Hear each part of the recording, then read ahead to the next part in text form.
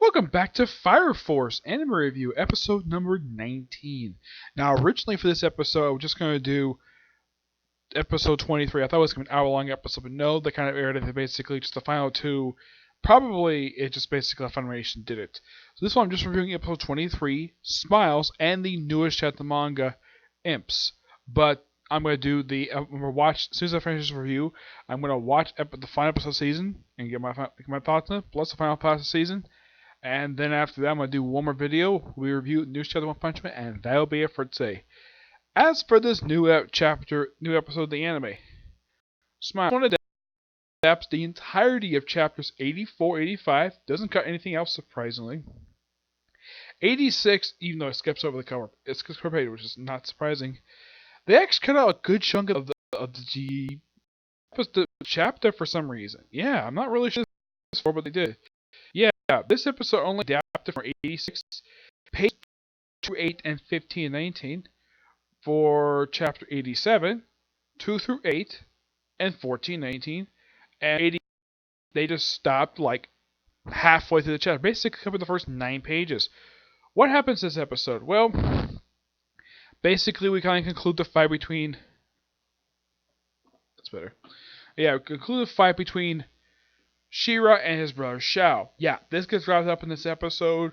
We see them briefly exchanging some blows, and then he activates his sort of like his Adola Burst, that's one of his special like flying maneuver, and has him and Sho kind of sent to another dimension, and kind of go through his memory, showing flashbacks. Mostly it's the same from what I can tell. I think the only change they made is change what Sho's crib looks like. In the manga, it's basically like a small crib newspaper on top of it. In the anime, it looks like a regular crib. Yep. And then the thing ends basically with Sho and Shira hugging, and then blood starts getting on the floor. Yes. The reason for this? Apparently Shao decided to stab his brother right through the freaking heart. And then the weird woman shows up. I forgot her name. Shows up basically, and she causes mischief. Shao tries to shut her down. It's called Separate Universe. Doesn't work on her. She does something to him that kind of knocks him out. He gets up and walks off someplace. Yeah, he's not seen again. In case you're wondering, does he return after this? As far as I can tell, for us the arc, he disappears after this. This is his last appearance. And then, well, of course, Shira's about to take him out, and then the rest of Company 8 shows up, the one who actually came. And they rescue him, and they get away, and apparently another war collapses. They get out, no problem. And then they have to go someplace special. They kind of cut out a minor panel here with them exiting out the same place of another world they entered in. Yeah, I'm not really sure why they cut this off for, but they did. And then we cut straight to Company 6, which apparently is a hospital. And they have it. They keep pretty much most the same here. A nurse runs down, basically kind of trying to contact the director, who's a woman. Now, they cut out a small chunk of the chapter for some reason. Yeah, in the manga itself, let's say the company commander is out fighting an inferno. Yes, as for why they cut this out for, it's very weird. My guess is they might save it for the finale. It's my personal guess. They show her basically coming to Company. They come her basically walking out in her high heels, and she basically gets a briefing from Obidi, basically explaining what went on down there, and they go into surgery. There's a minor visual change here. Now, in the manga, it just simply says surgery. It actually is written in plain English. Yes. In the anime, it just basically the medical symbol. It's a minor visual change. I don't mind it at all. It's perfectly fine. Now, they also cut another something else from the manga as well. Like, okay. Now, there is also another visual change here. In the manga, when Shira is basically doing his operation, he's leaning on his side in the manga. In the anime, he's laying flat. Like, face up with a little hole over him. Yes, in the manga, he's like tilted over his side like this, with his arms out like this. This, I think, was a very good change because, excuse me, if you see like a lot of fictional like pictures of surgery, people who do surgery do not have people leaning on their freaking side like that. Yes, my guess is David Studio must have noticed that this is not an accurate depiction of, well, of what a surgery room supposed to look like, though a lot of stuff they do in the room is actually fictitious. But yeah, stood him, basically had him lay flat, arms laying flat, and then she commits the operation. Now, they actually cut out like about less chapters they did in from 86 they did in 87, where they cut out basically Arthur bursting into the operating room. Yeah, I'm not really sure why they cut this off for. This was quite interesting to see in the manga. In the anime, just basically surgery, and then like 3 days later, like wake up for like 3 days, wakes up, and then he gets confronted by. He's first thing he sees the captain of Company One. And he's like, basically wakes up, he's like, I'm gonna really go some rice balls. Now, they actually do cut out, basically, and I guess that some female viewers basically wouldn't mind seeing this from Shira. Yeah, in the manga, they actually show Shira's butt. Yes. Some actual nudity from the series, which is by far I could think of the first time they've actually shown actual nudity in the series. And just him in his like hospital gown.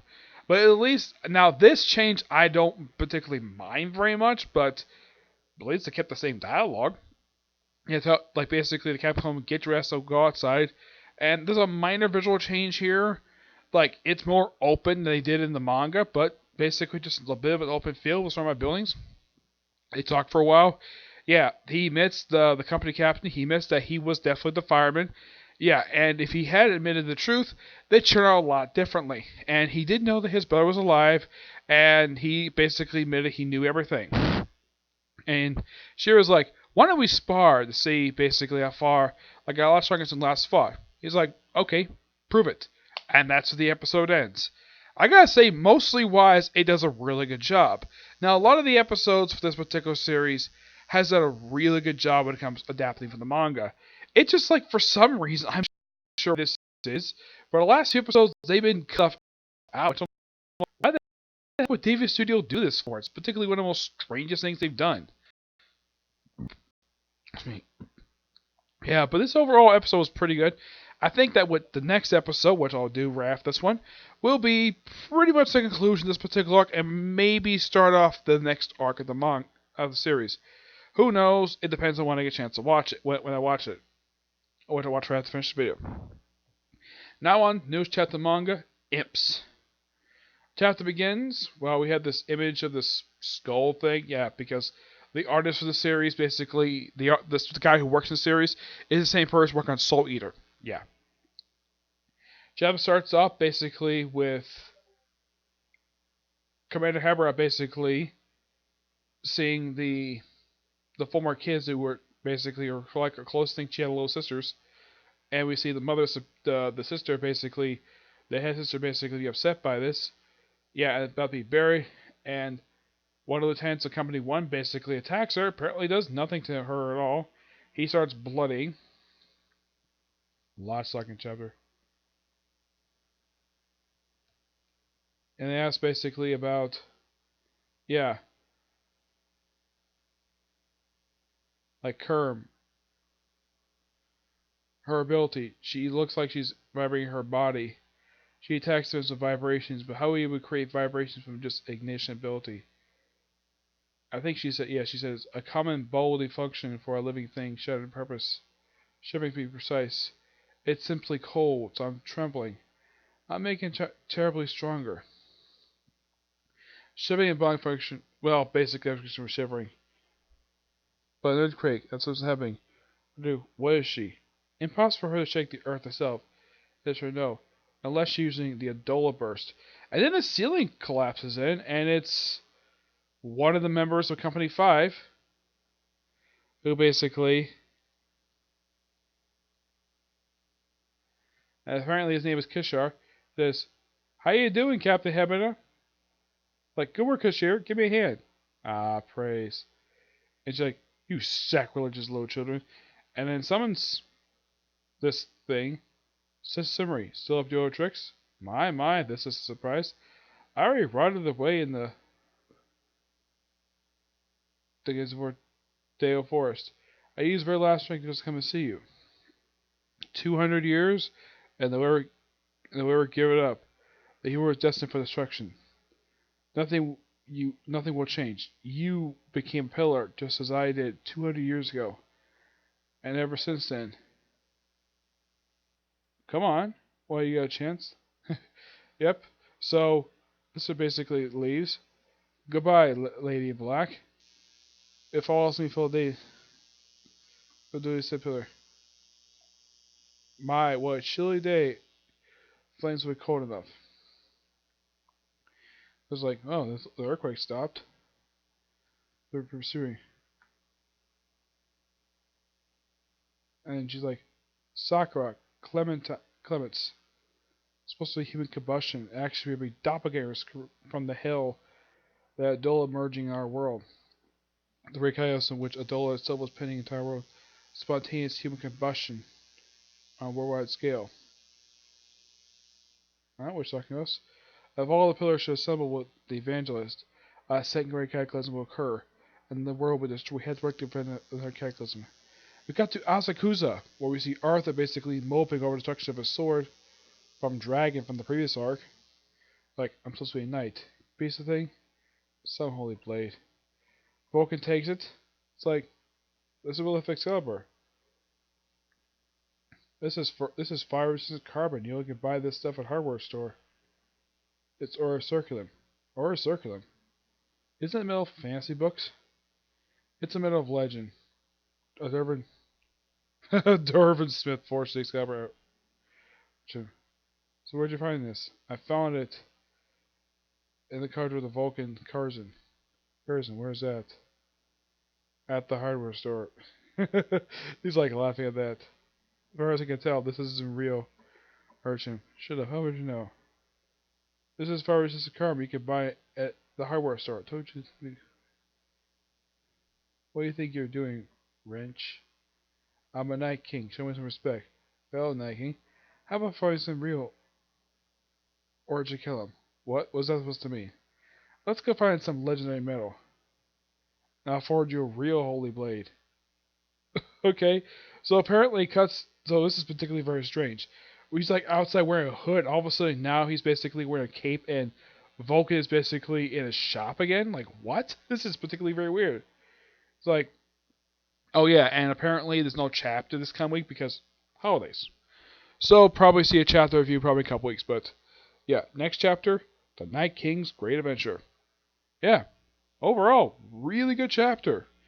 It kind of feels as though this was a very brief little arc. Yeah. One thing, it didn't last very long. No, it's like just a few chapters. Yep, that was it. Yeah, that's what I kind of felt this over this one. It's like this whole exploration of what this arc was is really short. It's like we got a small section with Commander Hebra at her old church, and she's there for about 4 chapters, and that's it.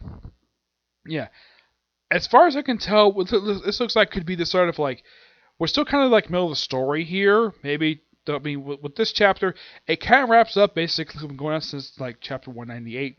Yeah, but it's a good chapter. Mostly it's a lot of expository stuff. Not much is accomplished here. Excuse me. I mean, the most you can get out of this chapter is some plot development and some character development for like one character. That's all you can get from this chapter is like Commander Haber gets some development, and that's it. Yep. Give this chapter roughly a. I'm gonna give it roughly. I was gonna give it an 8, but then I saw that something interesting gonna happen with Arthur next chapter with the end of this one basically. And this one 8.5. Yep. Definitely can't wait for the next one. I'm still loving the Fire Force manga. It's good, but I've not been really big fan of the last few chapters. I mean, I love the character Commander Habra, but the problem with these chapters is there's just way too much dialogue. It's like we're just way off expect. It feels as though, with the exception of one character, it feels as though that this basically was just a stopping gap to whatever basically the writer was going to do next. And probably because also he just came off basically doing one of the longest arcs of the whole series, the Obi Rescue. That's probably what it was. The arc itself been going on for about 23 chapters. Yeah, and it's by far the longest arc of the entire series. It's longer than even the Netherwood arc. Actually, it's like one chapter shorter. Yeah, but but not much else to say about these particular chapter. Okay, so yeah, that's a particular review. Next, I'm gonna talk about when we see the video go up. You'll see my review for the final episode of the season and my final thoughts on the first season overall. But because I'm gonna watch the episode next, and then I'm going to review it. And I'm gonna do review One Punch Man, and then that's it for today. Because like 3 videos planned, okay?